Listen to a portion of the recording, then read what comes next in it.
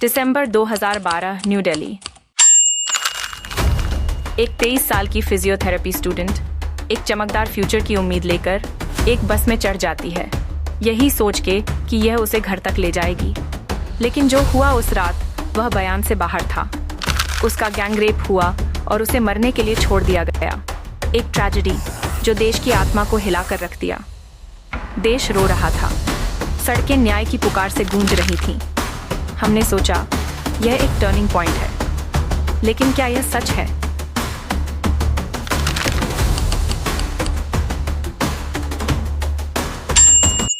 लगभग 12 साल बाद इंडिया फिर से एक और बेटी का शोक मना रहा है।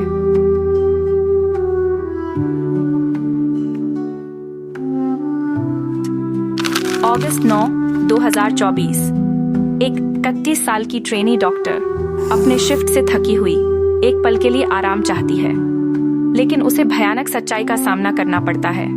उसी जगह जहां जिंदगी बचाई जाती है, उसे रेप और मर्डर का सामना करना पड़ता है।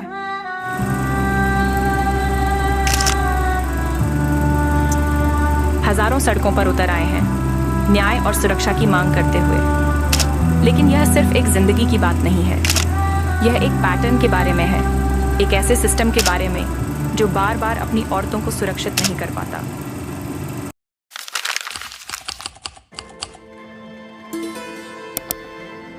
हर दिन इंडिया में 86 औरतें रेप के लिए रिपोर्ट करती हैं, लेकिन यह सिर्फ आइसबर्ग का छोटा सा हिस्सा है।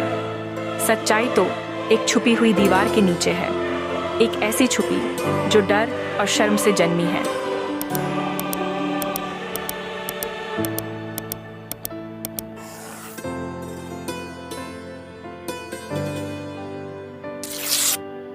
(2023) में जॉर्ज टाउन इंस्टीट्यूट ने इंडिया को 177 देशों में से 128वां रैंक दिया विमेन सेफ्टी के लिए। वर्ल्ड बैंक कहता है कि 35% इंडियन औरतें एज्ड 15-49 ने फिजिकल या सेक्सुअल वायलेंस का सामना किया। यह ग्लोबल एवरेज से काफी ज्यादा है। 2022 में लगभग 45,000 रेप केसेस इन्वेस्टिगेट किए गए, लेकिन सिर्फ 5,000 का कन्विक्शन हुआ। यह है सिर्फ 27.4% कन्विक्शन रेट। हर हेडलाइन के पीछे अनेक ऐसी कहानियां हैं जो कभी भी रोशनी में नहीं आती। यह है एक ऐसे देश की ग्रिम रियलिटी जो अपनी बेटियों को देवी के रूप में पूजता है, लेकिन अपनी बेटियों को सुरक्षित नहीं रखता। यह सब क्यों होता है? जवाब कॉम्प्लेक्स और लेयर्ड है, हमारी सोसाइटी के फैब्रिक में ही एम्बेडेड है। पहले हमें पेट्रियार्की का सामना करना पड़ेगा, जो हमारी सोसाइटी को गवर्न करता है। सदियों से मर्दों को फैमिली का हेड और डिसीजन मेकर माना गया है, जबकि औरतों को सेवा और सबमिशन की रोल्स में रख दिया गया। जैसे सोशियोलॉजिस्ट सिल्विया वॉल्बी ने 1990 में कहा, पेट्रियार्की एक system of social structures and practices है जिसमें मर्द वुमेन को डोमिनेट, अप्रेस और एक्सप्लॉइट करते हैं। इंडिया में यह सिस्टम इतना इंट्रेंच्ड है कि यह अक्सर औरतों को प्रॉपर्टी की तरह ट्रीट करता है, और यह attitude heinous crimes like rape को बढ़ावा दे सकता है। फिर सेक्स एज टैबू। कामासूत्रा का बर्थ प्लेस होने के बावजूद इंडिया एक ऐसी सोसाइटी बन गई है जहां सेक्स फॉरबिडन टॉपिक है। विक्टोरियन एरा वैल्यूज जो ब्रिटिश कॉलोनाइजर्स ने इम्पोज की थी, वह एक नेचुरल एस्पेक्ट ऑफ लाइफ को शेमफुल बना दिया। कंजर्वेटिज्म ने सेक्स एजुकेशन को स्कैर्स बना दिया और सेक्स के बारे में क्यूरियोसिटी को साइलेंस से मीट किया। यह lack of open dialogue misconceptions और अनहेल्थी एटीट्यूड्स को फ्यूल करता है, जो सेक्सुअल वायलेंस को बढ़ावा देता है। कई स्टडीज दिखाती हैं कि अर्ली सेक्स एजुकेशन के बेनिफिट्स हैं, जैसे सेक्सुअल एक्टिविटी को डिले करना और सेफर प्रैक्टिसेस को प्रमोट करना। लेकिन इंडिया की स्कूल्स इस रिगार्ड में इनएडिक्वेटली हैं। पॉलिटिकल प्रेशर्स और कल्चरल कंजर्वेटिज्म ने सेक्स एजुकेशन को क्लासरूम से बाहर रखा, जिससे यंग लोग बिना नॉलेज के सेक्सुअलिटी को रिस्पॉन्सिबली नेविगेट करने में मजबूर हैं। रिजल्ट, इग्नोरेंस और क्यूरियोसिटी का डेंजरस मिक्स जो सेक्सुअल वायलेंस को जन्म दे सकता है।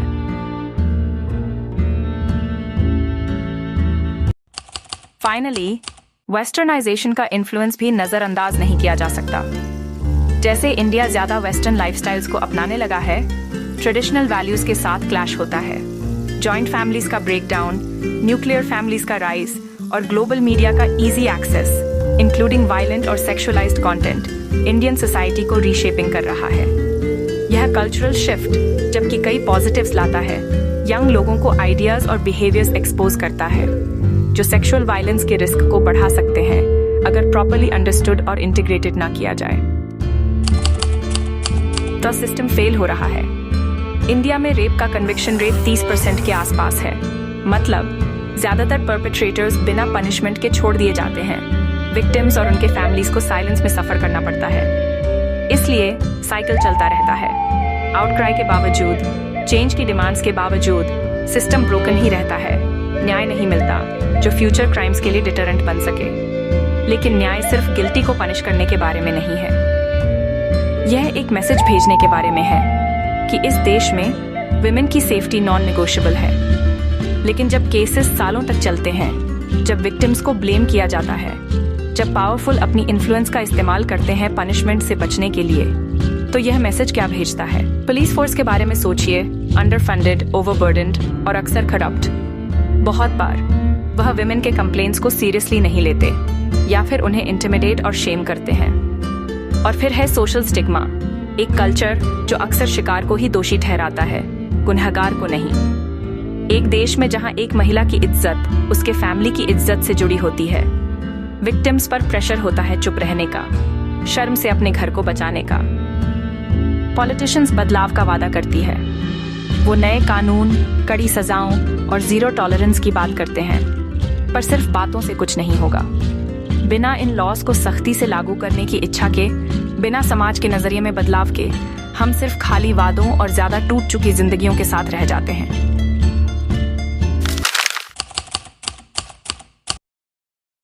क्या बदलना जरूरी है? इसका जवाब सिर्फ कानून में नहीं, बल्कि हमारे समाज की सोच में छुपा है। हमें बेहतरीन लॉज चाहिए, हाँ, पर उससे भी जरूरी है इन्हें सही से लागू करना। पुलिस और जुडिशियल सिस्टम में सुधार बहुत जरूरी है, ताकि हर केस को पूरी ईमानदारी से देखा जा सके और जस्टिस तेज और निश्चित हो। एजुकेशन सबसे जरूरी है। हमें अपने स्कूल्स में कॉम्प्रिहेंसिव सेक्स एजुकेशन की जरूरत है, जहां यंग पीपल को रिस्पेक्ट, कंसेंट और वायलेंस के नतीजों के बारे में सिखाया जाए। जो गहराई से जमी हुई पेट्रियार्की को चुनौती देकर हम बचपन से ही सोच और बिहेवियर बदलने की शुरुआत कर सकते हैं। महिलाओं को एम्पावर करना एक और अहम कदम है। जब महिलाएं वो सपोर्ट और रिसोर्सेज पाती हैं जो उन्हें जरूरी हैं, तब वो लड़ सकती हैं, रिपोर्ट कर सकती हैं, हिंसा से बाहर निकल सकती हैं। इसमें सब कुछ आता है, फ्रॉम लीगल हेल्प और काउंसलिंग तक और इकोनॉमिक अपॉर्चुनिटीज तक, जो उन्हें एक्सप्लॉयटेशन से बचा सकते हैं। पर सबसे ऊपर हमें एक सोशल बदलाव की जरूरत है, एक कलेक्टिव एक्सेप्टेंस कि ये सिर्फ महिलाओं का मुद्दा नहीं है, बल्कि एक ह्यूमन राइट्स का मुद्दा है जो सबको अफेक्ट करता है। मर्द और औरतें, यंग और ओल्ड, हम सबको एक साथ आना होगा, ताकि एक ऐसा सोसाइटी बनाया जा सके जहां रिस्पेक्ट, इक्वालिटी और जस्टिस आम बात हो, न कि रेयर। क्योंकि सेक्सुअल वायलेंस के खिलाफ ये लड़ाई सिर्फ लॉज बदलने की नहीं है, ये दिलों को बदलने की, सोच को बदलने की और आखिर में दुनिया को बदलने की बात है। अब चुप्पी का समय खत्म हो चुका है, अब एक्शन लेने का समय है।